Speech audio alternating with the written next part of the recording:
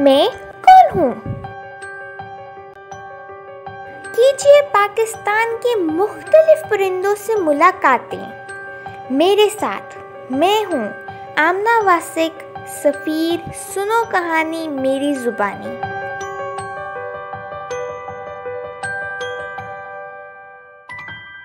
खामोश उड़ान और तेज नज़र, रात को उड़ूं इधर उधर।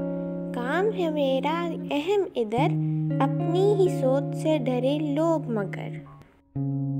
छोटे कीड़े मकोड़े, छिपकलियाँ, चूहे वगैरह मेरी पसंदीदा खुराक हैं, जिनको आमतौर पर मैं अपनी खामोश उड़ान के दौरान ही उचक लेता हूँ। कुदरत ने मुझे तेज नज़र और समात अता की है, जिसकी मदद से मैं रात को बहुत आसानी से अपने शिकार को हासिल कर लेता हूँ।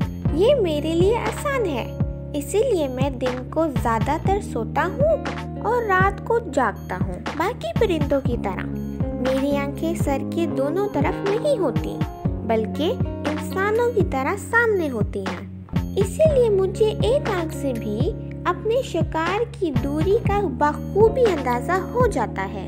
मेरी आंख की 3 झिल्लियाँ होती हैं, जिनमें ऊपर वाली मैं आंख को झपकने के लिए और नीचे वाली को सोने के लिए इस्तेमाल करता हूँ। मैंने इंसानों के साथ रहना तो सीख लिया है, मगर मैं इनके साथ ज़्यादा घुलना मिलना पसंद नहीं करता।